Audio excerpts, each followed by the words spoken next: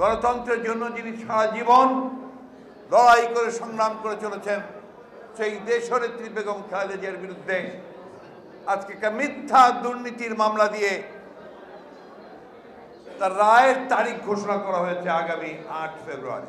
অত্যন্ত দ্রুততার সঙ্গে নজিরবিহীনভাবে তাড়াহুড়া করে এই মামলাটি শেষ করার চেষ্টা করা হয়েছে।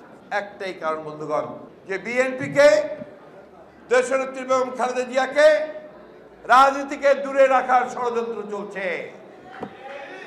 আজকে আওয়ামী লীগের মন্ত্রীরা হুমকি দিচ্ছেন, হুঙ্কার দিচ্ছেন যে রায়ের পরে কোনো বিশৃঙ্খলা সৃষ্টি করলে কঠোর হাতে দমন করা হবে।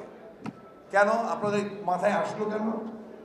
আমরা তো দেখছি যে এই মামলায় কিচ্ছু নেই, কোনো সত্যতা নেই, প্রসিকিউশন ফেল করেছে কোনো কিছু প্রমাণ করতে। সেখানে আপনারা হঠাৎ করে এটা ভাবছেন কেন? ভাবছেন এই কারণে যে আপনার রায় পূর্বেই নির্ধারণ করে রেখেছেন। তাই আপনাদের সরকারের মন্ত্রীরা তারা বলেছেন যে 8 দিনের মধ্যেই রায় হবে, 15 দিনের মধ্যেই রায় হবে। ঠিকই হয়ে গেল। যখন হোসেন মোহাম্মদ এরশাদ বিশেষ দূত তিনি যখন বলেন যে 15 দিনের মধ্যেই হয়ে যাবে, রাঙা সাহেব বলেন 8 দিনের মধ্যে হয়ে যাবে, তখন এটা প্রমাণিত হয়ে গেল যে আপনি 8 দিনের মধ্যেই এই ঘোষণা দিলেন যে 8 তারিখে ফেব্রুয়ারি রায় দেওয়া। বিচারের এই কোনো প্রয়োজন নেই।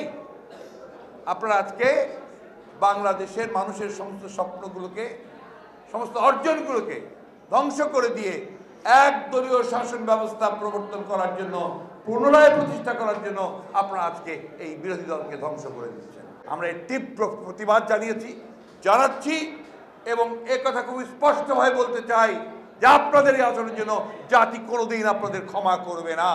আওয়ামী লীগের ছেলেরা, সোনার টুকরা ছেলেরা, ছাত্রলীগের, তারা প্রত্যেকটা বিশ্ববিদ্যালয়ে নিজেরা মারামারি করছে, খুনাখুনি করছে।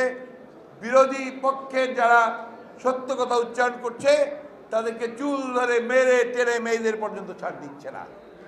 আবার তাদের একজন নেতা, আমি নাম বলতে চাই না, তিনি বলছেন এটা নাকি ছাত্র দলের ছেলেরা করেছে, শিবিরের ছেলেরা। ধিক্কার!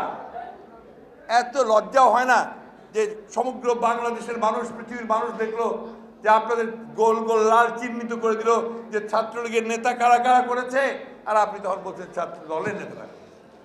এটাই হচ্ছে এদের মিথ্যাচার। মিথ্যার ওপরে আওয়ামী লীগ টিকে আছে।